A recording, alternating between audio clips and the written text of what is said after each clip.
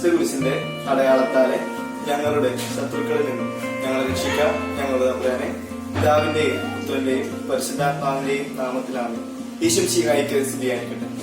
പ്രിയപ്പെട്ട വിദ്യാർത്ഥികൾ, നമ്മൾ കഴിഞ്ഞ ആഴ്ച ചർച്ച ചെയ്തത് സഭയുടെ വിവിധ രാജ്യങ്ങളിലെ വളർച്ചയെ പറ്റിയായിരുന്നു. നമ്മൾ ഇന്ന് പഠിക്കുന്നത് രണ്ടാം പാഠത്തിലെ അവസാന 3 ഭാഗങ്ങളും അതുപോലെ തന്നെ മൂന്നാം പാഠത്തിന്റെ ഇൻട്രൊഡക്ഷനുമാണ്. ചർച്ച ചെയ്യുന്ന ഭാഗങ്ങൾ നമുക്കൊന്ന് ഒറ്റ നോട്ടത്തിൽ പറയുവാനാണെങ്കിൽ, സഭ പൗരസ്ത്യ ദേശങ്ങളിൽ, അതുപോലെ തന്നെ അവിഞ്ഞോൺ പേപ്പസിൽ, പിന്നീട് സഭയുടെ ഒരു ഇരുണ്ട യുഗം ഉണ്ടായിരുന്നു, അതിനെ പറ്റിയും പഠിക്കുന്നുണ്ട്.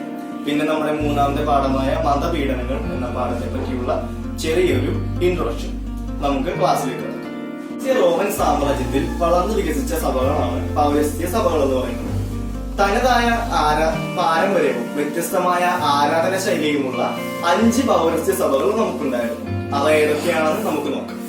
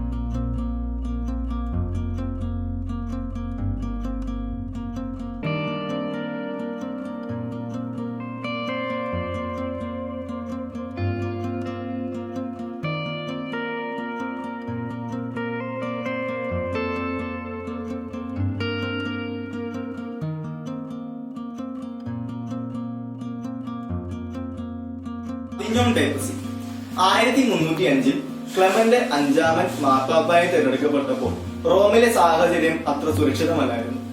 ഈ സുരക്ഷിതമല്ലാത്ത സാഹചര്യം മാനിച്ചുകൊണ്ട് മാർപ്പാപ്പയുടെ ആസ്ഥാനം റോമിൽ നിന്നും അവിഞ്ഞോൺ എന്ന സ്ഥലത്തേക്ക് മാറ്റി.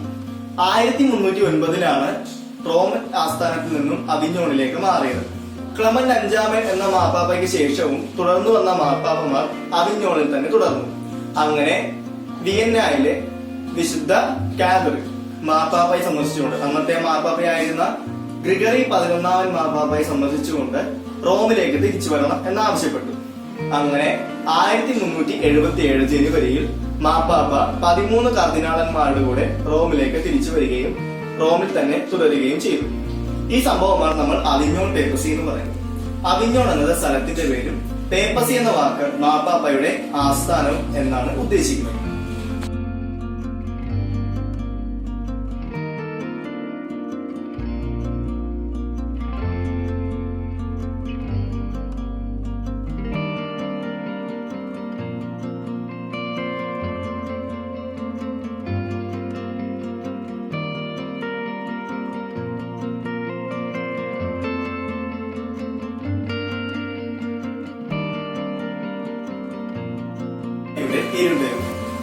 സഭയുടെ ചരിത്രം നമ്മൾ എടുത്തു നോക്കിയാൽ സഭയുടെ മധ്യകാലത്തുണ്ടായിരുന്ന അവസ്ഥയെ ഇരുണ്ട യുഗം എന്നാണ് വിളിക്കുന്നത്. സഭാപരമായ കാര്യങ്ങളിൽ ഫ്യൂഡൽ പ്രഭുക്കന്മാർ അധിനിവേശം കാണിച്ച നാളുകളായിരുന്നു. സഭാ കാര്യങ്ങൾ ചെയ്യുന്നതിലും മെത്രാന്മാരെ നിയോഗിക്കുന്നതിലും സഭാ സ്വത്തുക്കൾ കൈകാര്യം ചെയ്യുന്നതിലുമെല്ലാം ഫ്യൂഡൽ പ്രഭുക്കന്മാർ അധിനിവേശം കാണിച്ച നാളുകളായിരുന്നു. അതുപോലെ തന്നെ സഭയുടെ പിതാക്കന്മാർ വഴിവിട്ട് സഞ്ചരിച്ചു. അങ്ങനെ സഭയുടെ തകർച്ചയുടെ വക്കിലേക്ക് എത്തി. അങ്ങനെ ഇരുന്ന ആ ഇരുണ്ട കാലഘട്ടത്തിന് അവസാനം ഉണ്ടാവുന്നത് ജർമ്മൻ ചക്രവർത്തിയായിരുന്ന ഓട്ടോ 1 കാലത്താണ്. അങ്ങനെ ജോൺ 13 മാർപ്പാപ്പയായി വാഴിച്ചതോടുകൂടെ സഭയുടെ ഇരുണ്ട യുഗം ഏതാണ്ട് പൂർണ്ണമായി തന്നെ അവസാനിച്ചു.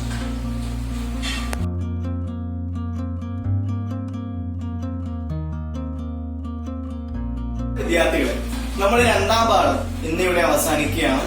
അപ്പൊ രണ്ടാം പാഠവുമായി ബന്ധപ്പെട്ട് കുറച്ച് ചോദ്യങ്ങൾ ഞാൻ ഈ ക്ലാസ്സിന് ശേഷം ഗ്രൂപ്പിലിടുന്നുണ്ട്. അപ്പൊ അതിന് ഉത്തരങ്ങൾ നിങ്ങൾ കണ്ടെത്തിയത്. നമ്മൾ നമ്മുടെ മൂന്നാമത്തെ പാഠത്തിലേക്ക് കടക്കുകയാണ്, മതപീഡനങ്ങൾ എന്ന ഈ പാഠം പേര് സൂചിപ്പിക്കുന്നത് പോലെ തന്നെ സഭയുടെ വളർച്ചയ്ക്ക് പിന്നിൽ ഒത്തിരിയേറെ ആളുകൾ, അതായത് നമ്മുടെ സഭാപിതാക്കന്മാർ ഒത്തിരിയേറെ മതപീഡനങ്ങൾക്ക് കാരണമായിട്ടുണ്ട്, മതപീഡനത്തിന് ഇരയായിട്ടുണ്ട്. അപ്പോൾ അവരൊക്കെ എങ്ങനെ നമ്മുടെ സഭയ്ക്ക് വേണ്ടി രക്തസാക്ഷിത്വം വഹിച്ചു എന്നതിനെ പറ്റിയാണ് നമ്മൾ പഠിക്കുന്നത്. ഇത് തുടക്കത്തിൽ തന്നെ ഒരു 3 ആളുകൾ രക്തസാക്ഷ്യം വഹിച്ചതിനെ പറ്റി ഞാൻ നിങ്ങളോട് പറഞ്ഞത്. ഒന്നാമത്, യേശുവിന്റെ ജനനം സംഭവിച്ച ഉടനെ തന്നെ രക്തസാക്ഷിത്വം വഹിച്ച കുറച്ച് കുരുന്നു കുട്ടികളെ പറ്റി നിങ്ങൾക്ക് ഞാൻ പറഞ്ഞു. അങ്ങനെ ഹേറോദേസിനോട് 3 ജ്ഞാനികൾ വന്ന് പറയുന്നുണ്ടായിരുന്നു യേശു ജനിച്ച കാര്യം. അത് നമ്മൾ കഴിഞ്ഞ വർഷം പഠിച്ചതാണ്. ആ സമയത്ത് തന്നെ ഹേറോദേസ് വളരെ ക്രൂരമായ തീരുമാനമെടുക്കുകയാണ്. 2 വയസ്സിൽ താഴെയുള്ള എല്ലാ കുഞ്ഞുങ്ങളെയും കൊന്നുകളയുക എന്നുള്ളത്.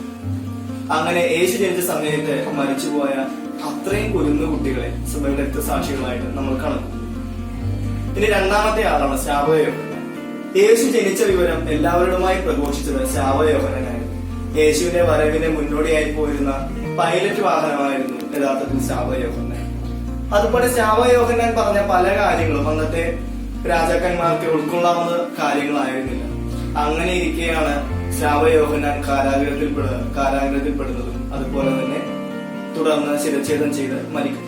അങ്ങനെ ശാവയോഹന്നാൻ യേശുവിന്റെ കാലത്ത് തന്നെ രക്തസാക്ഷിത്വം വഹിച്ചു.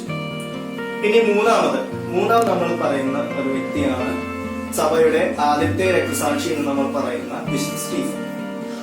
വിശുദ്ധ സ്റ്റീഫൻ ആരായിരുന്നു എന്നുള്ളത് നമ്മൾ മുൻപ് കണ്ടതാണ്. അതായത് സഭയുടെ കാര്യങ്ങൾ നിർവഹിക്കുവാനായിട്ട് നമ്മുടെ അപ്പോസ്തലന്മാർ തിരഞ്ഞെടുത്ത ഒരു വ്യക്തിയായിരുന്നു സ്റ്റീഫൻ. അതായത് 7 ഡീക്കന്മാരിൽ ഒരുവൻ. അങ്ങനെ ആത്മാവിനാൽ നിറഞ്ഞ സ്റ്റീഫന്റെ പ്രസംഗം കേട്ട് ജനങ്ങൾ കല്ലെറിഞ്ഞു കൊല്ലുകയാണ് ചെയ്തത്. അങ്ങനെ സ്റ്റീഫൻ നമ്മുടെ യേശുവിന് ശേഷം സഭയിലുള്ള വളർച്ചയിലെ ആദ്യത്തെ രക്തസാക്ഷി എന്നാണ്. ഇങ്ങനെ ഒത്തിരിയേറെ ആളുകൾ നമ്മുടെ സഭയിൽ മരിച്ചു വീണു. അവരെല്ലാവരും എങ്ങനെയാണ് മരിച്ചത്, അതുപോലെ തന്നെ ഏതൊക്കെ ചക്രവർത്തിമാരാണ് ഇതിന് പുറകിലുണ്ടായത്, എങ്ങനെയെല്ലാമായിരുന്നു അവർ രക്തസാക്ഷിത്വം വഹിച്ചതിനെ പറ്റി വളരെ വിശദമായി തന്നെ നമ്മൾ പഠിക്കുന്നു. അതുപോലെ തന്നെ തുടർന്നുള്ള കാലങ്ങളിൽ സഭ എങ്ങനെയാണ് വളർന്നത് എന്നുകൂടി നമ്മൾ ഈ വരും പാഠത്തിൽ ചർച്ച ചെയ്യുന്നത്. അപ്പോൾ എല്ലാവരും അടുത്ത പാഠത്തിന് നല്ലപോലെ ഒരുങ്ങുക. പാഠത്തിന്റെ ഒരു PDF കൂടി ഈ വീഡിയോയ്ക്ക് ശേഷം ഞാൻ ഇടുന്നതാണ്. അത് നല്ല രീതിയിൽ തന്നെ വായിക്കും. വിദ്യാർത്ഥികളെ, നമ്മൾ ഇന്നത്തെ ക്ലാസ് ഇവിടെ അവസാനിക്കുകയാണ്. അപ്പോൾ നിങ്ങൾ ചെയ്യേണ്ട ഹോംവർക്ക് ഞാൻ മുൻപ് പറഞ്ഞതുപോലെ തന്നെ 2ാം പാഠത്തിൽ നമ്മൾ പഠിച്ച കാര്യങ്ങളെ പറ്റി കുറച്ച് ചോദ്യങ്ങൾ ഞാൻ താഴെ കൊടുക്കുന്നുണ്ട്. അതിന്റെ ഉത്തരങ്ങൾ നിങ്ങൾ എഴുതുക എന്നുള്ളതാണ്. അപ്പോൾ അത് നിങ്ങൾ എഴുതി എന്നത്തെയും പോലെ തന്നെ 6 മണിക്ക് മുൻപായിട്ട് എനിക്ക് അയച്ചു തരിക. അപ്പോൾ ഇന്നത്തെ ക്ലാസ് നമുക്ക് വൈൻഡപ്പ് ചെയ്യാം. അടുത്ത ആഴ്ച 3ാം പാഠം നമ്മൾ ആരംഭിക്കുകയാണ്.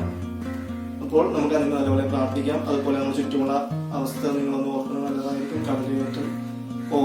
കടലിയേറ്റം അതുപോലെ കൊറോണ തുടങ്ങിയ രോഗങ്ങളും കെടുതികളും ഒക്കെ നമുക്ക് വരുന്ന സമയമാണ്. അപ്പോൾ എല്ലാവർക്കും വേണ്ടി പ്രാർത്ഥിക്കുക. ഇന്നത്തെ ക്ലാസ് നമുക്ക് വൈൻഡപ്പ് ചെയ്യാം. എല്ലാവർക്കും ഈശോ മിശിഹായ്ക്ക് സ്തുതിയായിരിക്കട്ടെ.